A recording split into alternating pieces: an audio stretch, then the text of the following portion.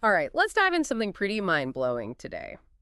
We're talking quantum computing and AI and how these two fields are converging. Yeah, it's pretty wild stuff. We're actually taking a sneak peek at a Spanish research paper for this one. Oh, cool. It's called Convergencia de la computación cuántica y la inteligencia artificial, retos y oportunidades. I see. And it's basically a glimpse into a future where the limits of what computers can do, well, those limits might not even exist. Exactly. Like the kind of problems that would take our best supercomputers, billions of years to solve. Hmm. We're talking about solving those in hours, maybe even minutes. So think of it this way. We've got AI, which is amazing at learning and reasoning like we do, but even AI gets bogged down with massive amounts of data. Right. And then there's quantum computing, which uses the, let's say, unique laws of quantum mechanics to create power we haven't even begun to imagine. Yeah, it's a whole different way of thinking about computing. Imagine a computer that doesn't just process information one bit at a time, but can actually explore all possible solutions simultaneously. Okay, slow down there for a second. Are we talking about computers that can be in, like, a million states at once? Exactly. That's the idea behind quantum superposition. Instead of a bit being just a 0 or a 1, a quantum bit, or qubit, can be both 0 and 1 at the same time. So how does that even work? Well, it's kind of like, think of a coin spinning in the air. Before it lands, it's both heads and tails at the same time, right? Okay, I kind of get that. So are there any other quantum principles at play here? Oh yeah, tons. Another big one is entanglement. This is where two qubits get linked together in a way that even Einstein called spooky action at a distance. Spooky. Okay, now I'm really intrigued. Imagine two particles spinning. If you change the spin of one, the other one instantly mirrors it, even if they're miles apart. Whoa, wait, are we talking faster than light communication here? Not quite. Yeah. It's not communication as we understand it. It's more like those two particles are part of a single system, even when separated. Okay, my mind is officially blown. And this connection allows for these incredible computational speeds and possibilities that would be impossible with our regular computers. All right, entanglement check. Superposition check. What else contributes to this quantum speed? There's also quantum interference, which is similar to how waves can either combine to make a bigger wave or cancel each other out. Right. In quantum computing, this phenomenon is used to eliminate the wrong answers and really amplify the correct ones. It leads to some pretty efficient calculations. So these three concepts, superposition, entanglement, and quantum interference, are the key to unlocking all this quantum power. You got it.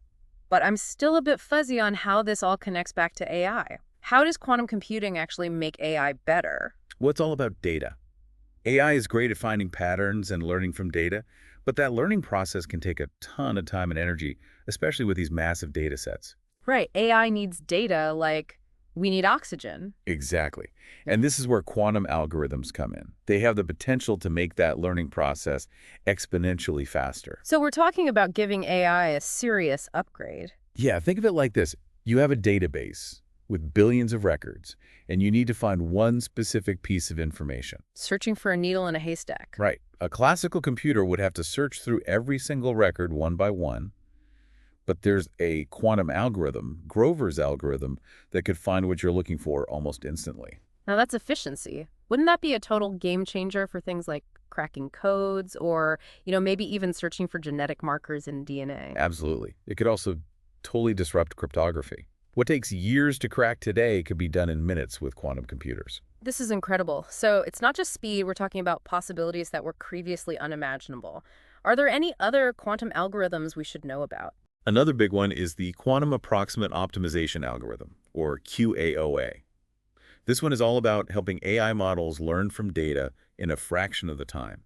It could lead to major breakthroughs in things like image recognition and natural language processing.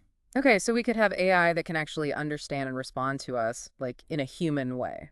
Exactly. Imagine AI that can analyze medical images as well as a trained radiologist, or write code with the creativity and intuition of, well, a human programmer. This all sounds amazing, but it also sounds kind of too good to be true. Are there any limitations we should be aware of before we get too carried away with all this quantum hype?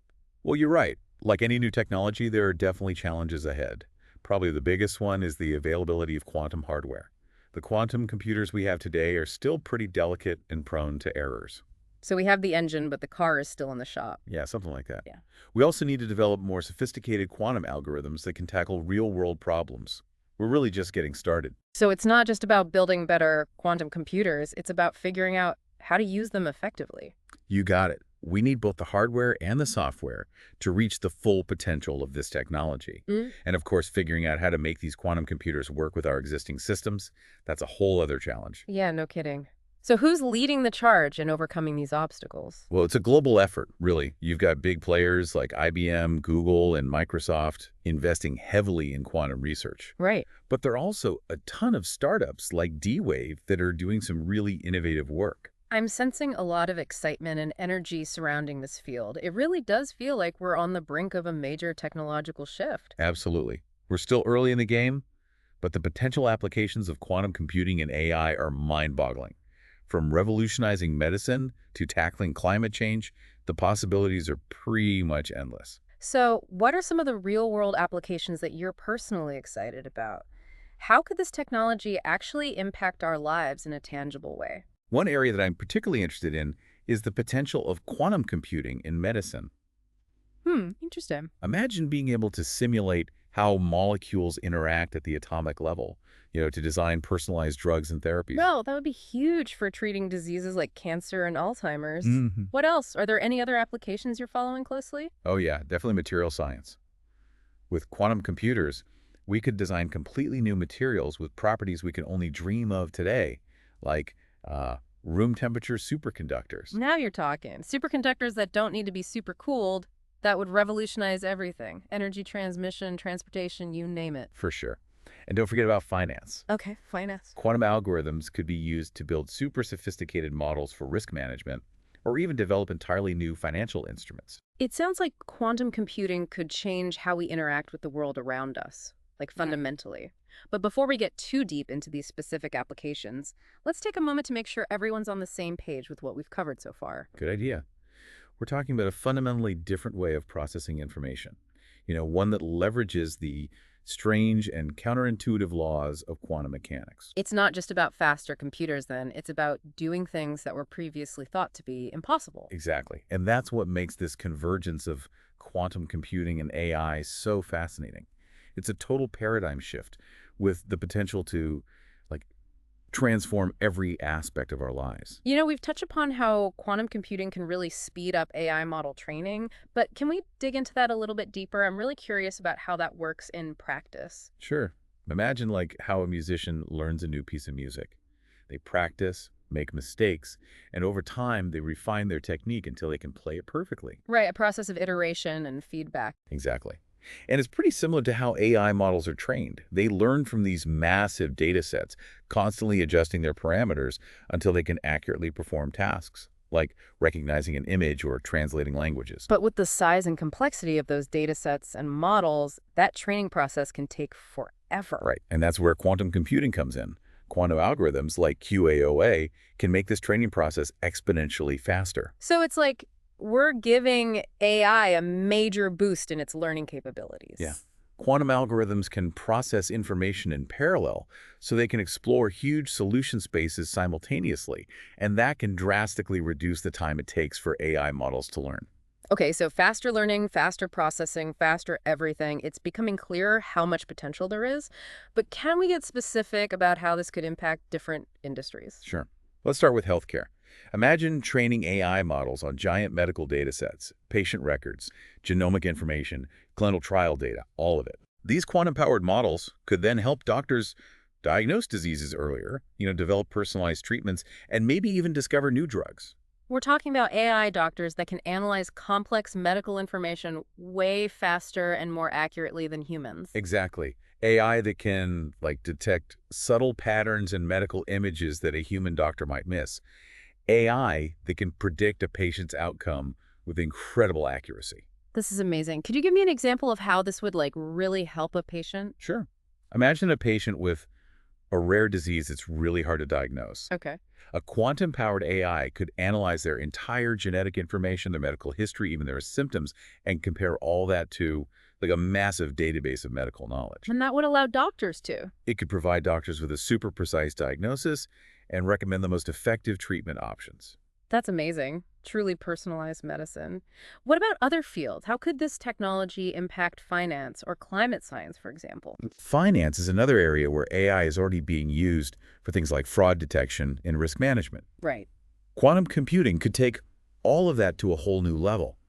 Imagine assessing risk, you know, optimizing investment portfolios, and even predicting market movements with unbelievable accuracy. It almost sounds like you're describing a crystal ball that can see into the future of the financial markets. Well, maybe not that far, but it's clear that quantum computing could fundamentally change how we understand and manage risk in finance. What about climate science? That's another area that's ripe for disruption. We're constantly grappling with these complex climate models and huge data sets to try to understand how Earth's climate is changing. Right, and predicting the future impacts of climate change requires analyzing huge amounts of data from all sorts of different sources. Seems like a perfect task for quantum computers. Exactly. Quantum computers could help us create much more accurate climate models, allowing us to really understand the changes, predict extreme weather events more effectively, and hopefully develop better strategies to mitigate the damage. So we're talking about a major leap forward in our ability to predict and potentially prevent the worst effects of climate change. That's the hope. And not only that, quantum computing could help us develop new technologies for clean energy, carbon capture, sustainable agriculture, things that can accelerate our move to a more sustainable future. It sounds like this convergence of quantum computing and AI has the potential to really tackle some of the biggest challenges facing humanity. But with all this potential, why aren't we seeing quantum computers everywhere yet? What's holding us back? That's a great question, and it really boils down to those challenges we talked about earlier. Building and maintaining stable quantum computers is insanely difficult. They're incredibly complex, and they need these super specialized environments to work properly. So we're still in the very early stages of quantum computing. Yeah, for sure. And there are still major hurdles to overcome before we see these machines become as common as, like, our laptops. We need breakthroughs in quantum hardware, software, and systems integration before we can truly unlock the power of this technology. It's exactly. I know we talked about these amazing quantum algorithms like Grover's algorithm and QAOA, but could we break those down a bit more? I think it would be really helpful for our listeners to get a clear picture of how they actually work. Sure thing. Let's start with Grover's algorithm. Imagine you have a huge library with millions of books, and you're trying to find one specific book. Okay. A classical computer would have to go through each book one by one, which could take forever. Like finding a needle in a haystack. Right. But Grover's algorithm can find that specific book in almost no time by leveraging quantum superposition and interference. It's like being able to look at every book in the library simultaneously. So it's not just about speed, it's actually doing something a classical computer simply can't. Yeah, and that ability to search massive data sets so quickly has huge implications for all sorts of things, from cryptography to drug discovery to material science. Now, what about QAA? I remember this algorithm can help AI models learn from data way faster. Can you explain how that works? QAOA is all about solving optimization problems. Imagine you're trying to figure out the best route from your house to work, factoring in traffic, road closures, all of that. Okay, yeah. A classical computer might have to explore each possible route one at a time. Not very efficient. Exactly. Mm. But QAOA uses the principles of quantum mechanics to explore multiple routes at the same time, and it can find the most efficient solution much, much faster. So it's like having a quantum GPS that can navigate those complex data sets to find the best solution in a fraction of the time. Yeah, that's a great way to think about it. Mm. And this ability to solve these optimization problems quickly is super powerful for training AI models because it lets those models learn from data and adapt to new situations way faster. This is fascinating stuff, but I think it's important to remember that we're not just dealing with abstract algorithms and concepts here.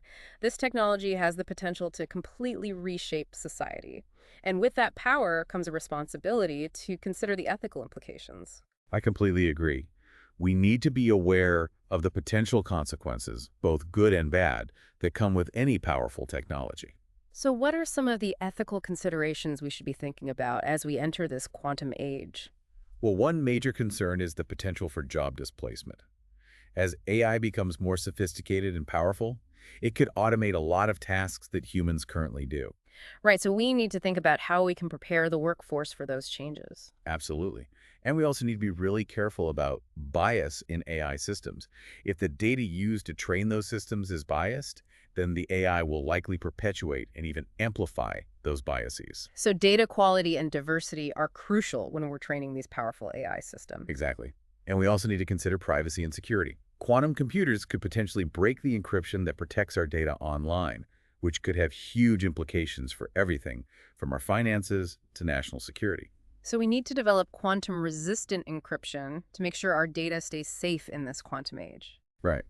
And lastly, we need to think about the potential for misuse of this technology. Mm. In the wrong hands, quantum AI could be used for some really destructive things. So we need to figure out how to prevent these potential threats while still fostering innovation. Definitely. International regulations and ethical guidelines for the development and use of quantum technologies are going to be crucial moving forward. We need to make sure that these tools are used responsibly for the benefit of everyone. It's not just about controlling the technology, but about guiding it in a direction that benefits all of humanity. Exactly. It really does feel like we're at a turning point, a new era of technology. A new era with a ton of promise, but also a lot of responsibility. Exactly. As we move forward, into this uncharted territory, we need to have some guidelines in place. So let's talk about those guidelines. What can we actually do to make sure this quantum future is a good one? Well, I think open and honest conversations are crucial. We need scientists, engineers, policymakers, everyone really, to be talking about the potential benefits and risks of this technology. Like a set of rules for the quantum age. Exactly. We need to create some ethical frameworks for things like data privacy, algorithmic bias, and the potential for misuse. We've got to make sure quantum computing benefits everyone, not just a select few. So it's not just about, keeping this tech out of the wrong hands, but also making sure it's being used to solve problems and make things better for society. Yeah, it's about being proactive, thinking about the challenges before they become huge problems. So what else can we do? Education is key. We need to make sure people have the skills to thrive in this new world. So we're not just talking about training quantum physicists. Right, we got to prepare the entire workforce for these changes.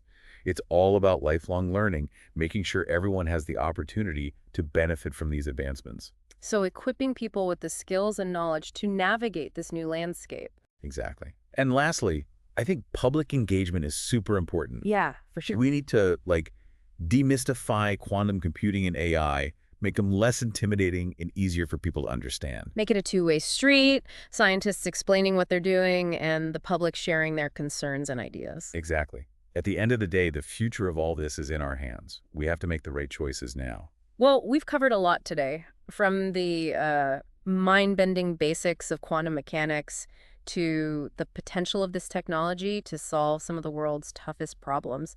It's been a pretty wild ride. It has, and I hope our listeners have a better understanding of what's at stake as we enter this quantum realm. It really feels like we're at the start of something huge, something that has the potential to change the world. It definitely does. Yeah. And as we take these first steps into this new era, let's remember that we get to shape what that future looks like. So to all our listeners out there, keep learning, keep asking questions, and keep imagining what this quantum future could hold. The future is ours to create. Thanks for having me. It's been great chatting about this. Always a pleasure. Until next time.